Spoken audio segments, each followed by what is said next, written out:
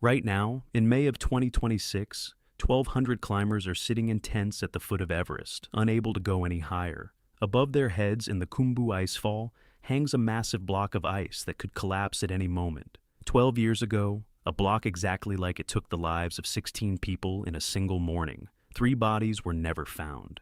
This is the story of why nearly 200 people still lie on the slopes of Everest. About their families, the laws of Nepal, and an arithmetic that hasn't changed in 100 years. Right now, in May of 2026, around 1,200 people have been waiting at Everest Base Camp for 2 weeks already. The standard route to the summit is blocked. The icefall doctors, the local Sherpas who lay down a path through the Khumbu icefall every season, cannot find a safe way under the overhanging serac. On the 27th of April, the route is finally open to Camp 1, and on the 29th to Camp 2. But no alternative path was found. Expeditions are passing under the overhanging ice because there is nowhere else to go. The same icefall, the same angle, the same risk. 12 years after the catastrophe of 2014, the icefall is once again dictating its terms. And this is just one point on the mountain where this is possible. Everest has been taking lives for 100 years now. According to the Himalayan database, the main registry of Himalayan ascents, 339 people have died on it in that time. Around 200 of them still lie on the slopes, some at 8,000 meters near the very summit, some lower in the crevasses of the glacier, some in alcoves that the next generations of climbers walk past and use as landmarks on the way up. Almost none of those 200 ever came home. Their families never received bodies for burial. Their names are given to sections of the route. Their poses become part of the landscape. And the central question is, why? 100 years of climbing, millions of dollars, government campaigns, and new technologies, and they're still there. To understand why, you first have to understand exactly where they remain. And that's where the first answer is. Most of the dead on this mountain remained in the same place. Not scattered across the slopes, not hidden in random crevasses. They are concentrated in a narrow strip at the very top, where people come for victory, and from where, more often than not, they don't return. Everest is the highest point on the planet, 8,849 meters. Above 8,000 begins a zone in which the human body physically cannot exist for long. This zone has its own name, which climbers use literally, without literary embellishment: the death zone. There is 3 times less oxygen in the air here than at sea level. Without a bottle, a climber loses clarity of thought within a few hours. Then comes high-altitude cerebral edema or pulmonary edema. Both are fatal. There is no rescue from them at this altitude. The person must be brought down immediately, at least 1,000 meters, and even that is no guarantee.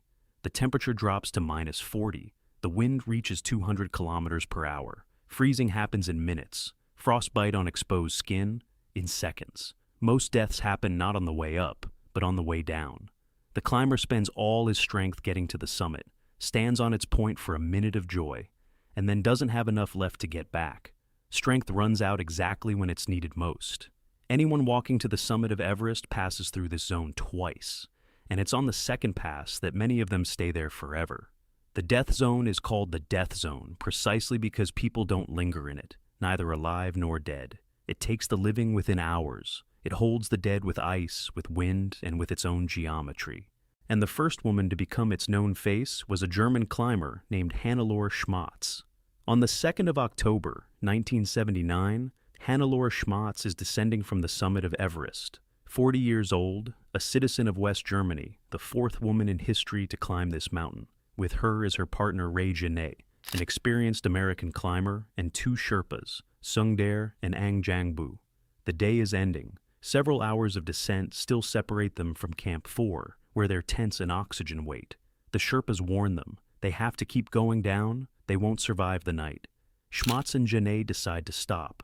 At an altitude of about 8,300 meters, 100 meters above Camp 4, they sit down in the snow. No tent, no shelter. Out in the open. During the night, the temperature drops to -40. The wind picks up. By morning, Genet is dead. Schmatz's strength gives out on the descent. 100 meters from the camp she never reached. The Sherpa Sungdae stays with her to the end. He doesn't go down to save himself. He sits beside her, never leaving her. After that night, he will lose most of his fingers to frostbite. Schmatz's body remains in the position the cold caught her in, sitting, leaning against her backpack. For 18 years, everyone climbing to the summit by the southern route walks past her. Climbers get used to that spot.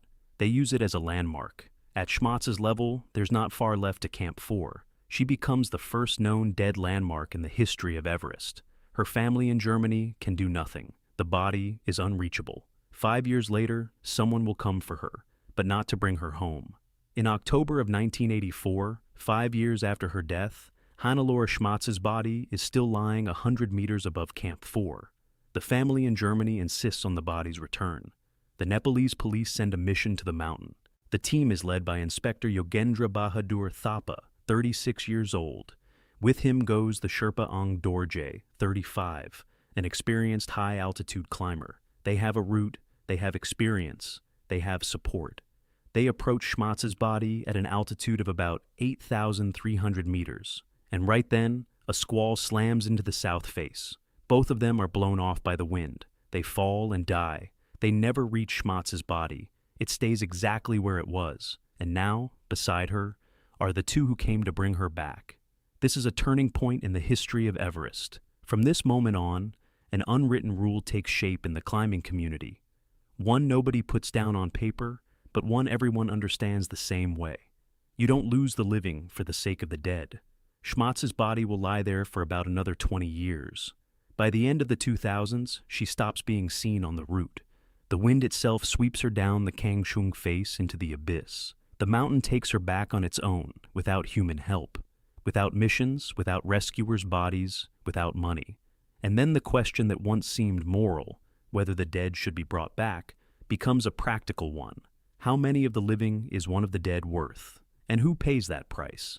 Since '84, the answer to that question has been arithmetic. The family doesn't decide. The climber doesn't decide. The state doesn't decide. The mountain itself decides. And the first term in that arithmetic is the body itself. A frozen body weighs twice as much as it did in life. 80 kilograms turn into 150. Ice soaks through the clothing, adding to the mass.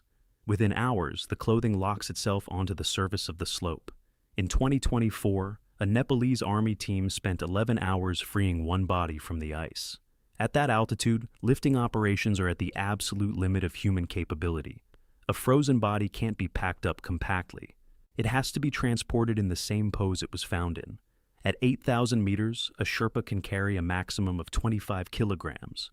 150 kilograms of frozen human is physically impossible for one person to lift. To carry one body off at this altitude, you need 12 people, 2 teams of 6. One carries, the other belays and supplies oxygen. The stable weather window is about 15 days a year. The rest of the time, the same wind that killed Schmatz's rescuers 40 years ago is raging at altitude. In conditions like these, the body stops being a person. It becomes part of the landscape. Tsewang Paljor, an Indian border guard, died in the storm of 1996 in an alcove at 8,500 meters. He was wearing bright green boots. For 18 years, everyone climbing to the summit by the North Ridge passed him and used him as a landmark. In May of 2006, in that same alcove, the Briton David Sharp dies. Around 40 climbers walk past him. Most of them mistake him for the long-dead Paljor. At this altitude, even the living can't be told apart from the dead.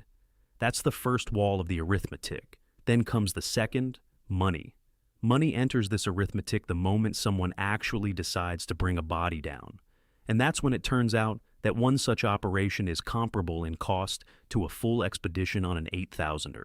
On the 21st of May, 2016, the Indian Gautam Ghosh, a Kolkata police inspector, is left at an altitude of 8,400 meters. He's part of a Bengali group of 4. The Sherpa guides abandon the group on the way down. One climber dies in a tent at Camp 4. Ghosh and his partner, Paresh Nath, remain higher up, on the route to the summit. Ghosh's body lies on this route for the entire 2016 season. About 27 people step over him on their way to the summit. The family fights for 12 months to have him brought down. Without a death certificate, they can't get insurance, they can't get a pension, and the certificate isn't issued until the body has been brought down. On the 22nd of May, 2017, a team from the Nepalese agency 7 Summit Treks goes up the mountain. The final stage is handled by 5 Sherpas under the leadership of Dawa Finjok. 28 hours in the death zone without rest. Only hot Coca-Cola instead of food. At 8,000 meters, a person can't chew anything. Finjok would later say, "With the snow and ice, the mass was over 120 kilograms. Just preparing it for transport took an hour. The client for the operation is the government of the state of West Bengal. About $200,000 to recover 3 bodies of Indian citizens. The oxygen alone for the team cost $20,000, nearly 50 bottles at $400 to $700 each. Ordinary climbing insurance doesn't cover sums like these. A standard policy is 10, maybe 15,000. That's enough to evacuate a living person from base camp, but not for an operation at 8,400 meters. Most families of the dead simply can't afford to pay this price. But sometimes things go differently. Sometimes the climber himself, ahead of time, decides not to pay it at all.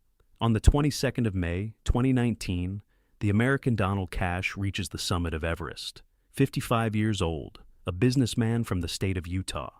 Everest is supposed to be his 6th peak out of 7. He's working through the 7 Summits program, climbing the highest point on every continent.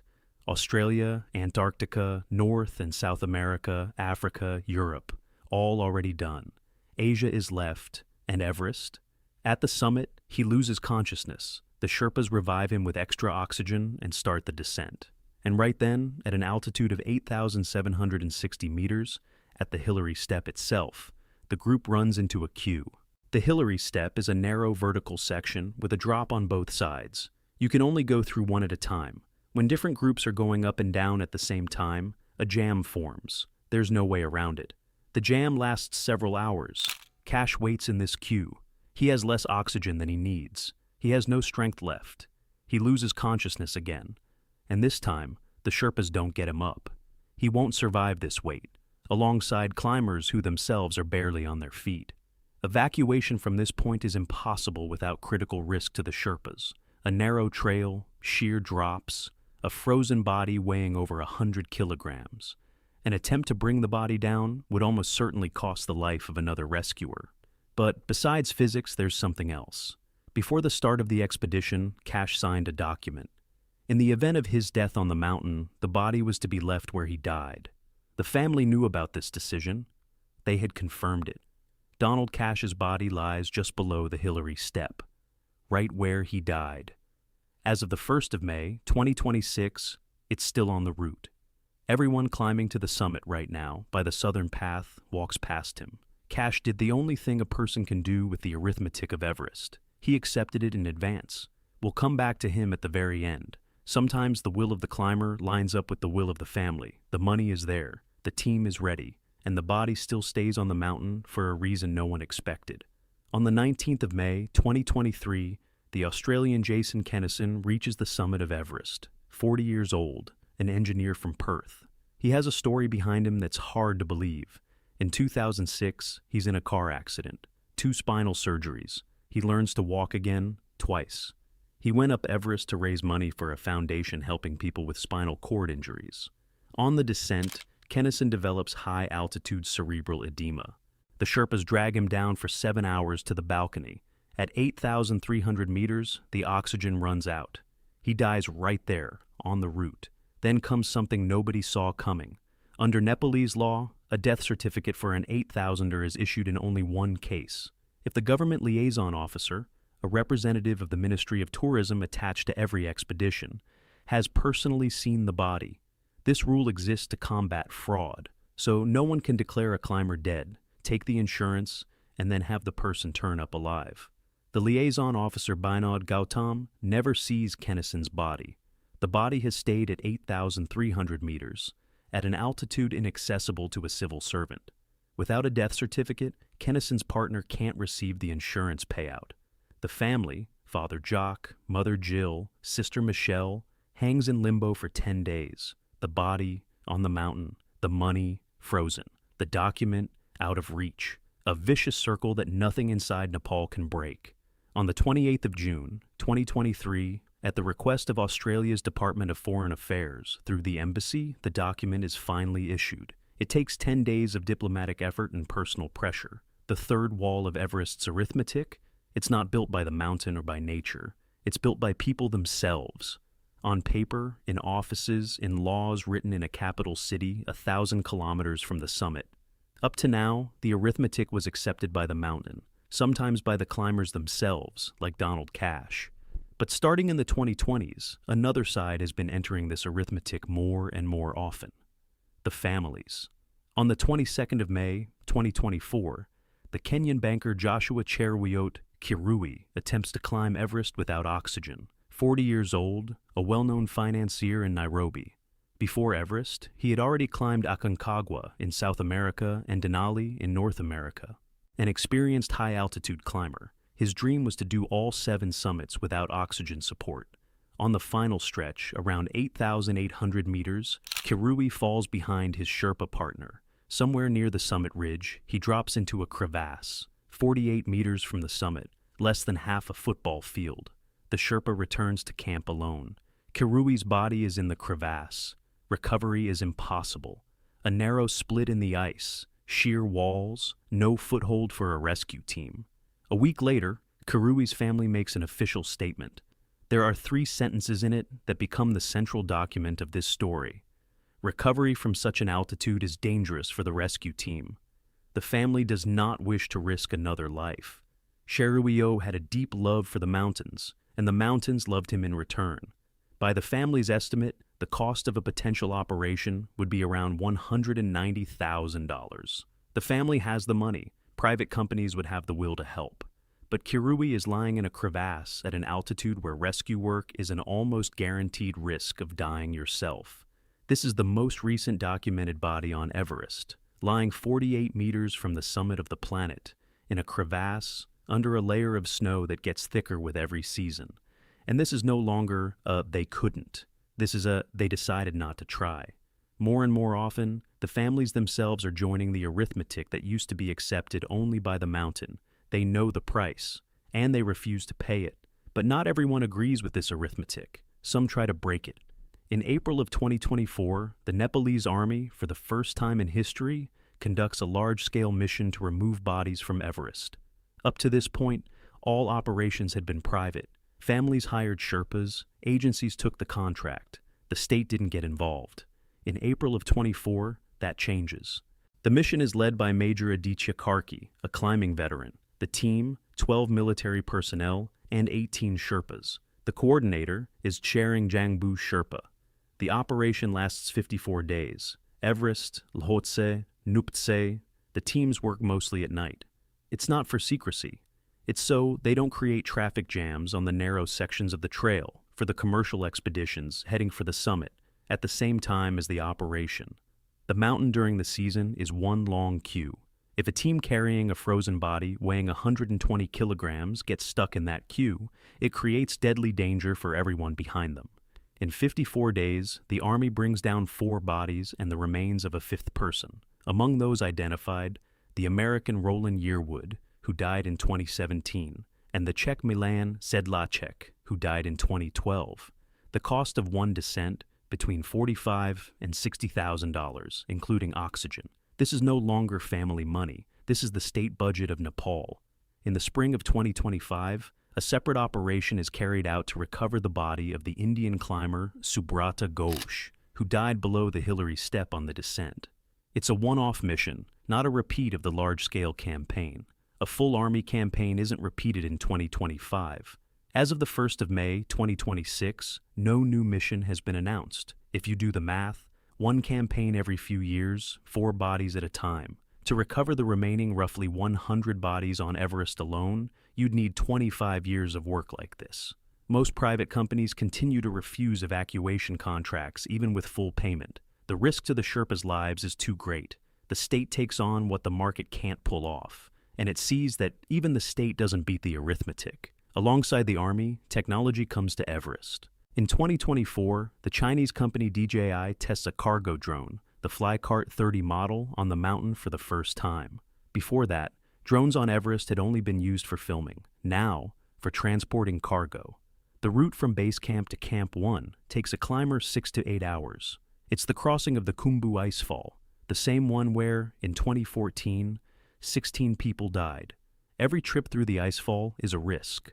Sherpas make this crossing up to 30 times in a season, delivering oxygen, ropes, ladders, and food to the upper camps. The drone covers this same path in 6 minutes. Oxygen up, garbage down. No one risks their life on the glacier, no one walks through the avalanche zone. In 2025, the record is 50 kilograms of payload on the route to Camp 1. In a single season, drones brought down more than 280 kilograms of garbage from the upper points of the mountain. Oxygen bottles, torn tents, empty gas canisters. All of it had been piling up at 8,000 meters for years, and no one before could bring it down. Drones aren't yet being used for body recovery, just cargo. A frozen body weighing over 100 kilograms is a problem of a different order, but the direction is clear. In December of 2025, the Ministry of Tourism of Nepal publishes the first 5-year plan for cleaning the mountain. The budget, over $2 million. Permanent mountain patrols on the slopes. Camp 2 as a collection point for waste and bodies. Drones as part of the system. The polluter pays principle. The deposit a climber pays before the ascent turns into a mandatory fee. A technical answer to the problem exists. A government plan exists too. The money is there in the industry. But this problem has been piling up for 100 years now. And the pace of solving it, a few bodies a year. Technology is slower than the problem. The state is slower than the problem. And while the army runs one campaign every few years, and while drones haul oxygen instead of bodies, something is changing on its own. Without people, without a budget, without a plan. The ice is changing. The South Col Glacier at 8,020 meters is melting 80 times faster than it built up. In 25 years, it has lost ice that took 2,000 years to accumulate. Scientists at the University of Maine call it a relic of a colder age. Soon, it will be gone. In September of 2024, a National Geographic team finds an old leather boot with biological remains inside on the central Rongbuk Glacier. The label has the initials and the surname, Andrew Common Irvine. Sandy Irvine, a 22-year-old Oxford student, vanished on Everest in 1924 together with George Mallory. For 100 years, the ice held him inside. 25 years of warming brought him back to the surface. In the spring of 2025, human remains are found at the foot of the Khumbu Icefall. Most likely, this is one of 3 Nepalese workers never found after the avalanche of 2014. The mountain is giving its own back, but not to people, and not to families. It's just giving them back to the surface, into the random hands of climbers who'll stumble across the remains 100 years later. And until that happens, everyone who, right now, in May of 2026, is climbing under the overhanging serac in the Khumbu Icefall, at an altitude of 8,760 meters, walks past one person. Donald Cash. 6.5 years ago, he signed a document. In the event of his death on the mountain, the body was to remain where he died. He died in a queue at the Hillary Step, waiting for a chance to descend. His body lies exactly where he died. He did the only thing a person can do with the arithmetic of Everest. He accepted it in advance. In 100 years of climbing, nearly 200 people have stayed on this mountain. Neither money, nor law, nor the state, nor technology changes that arithmetic. Only the ice changes it, slowly, on its own.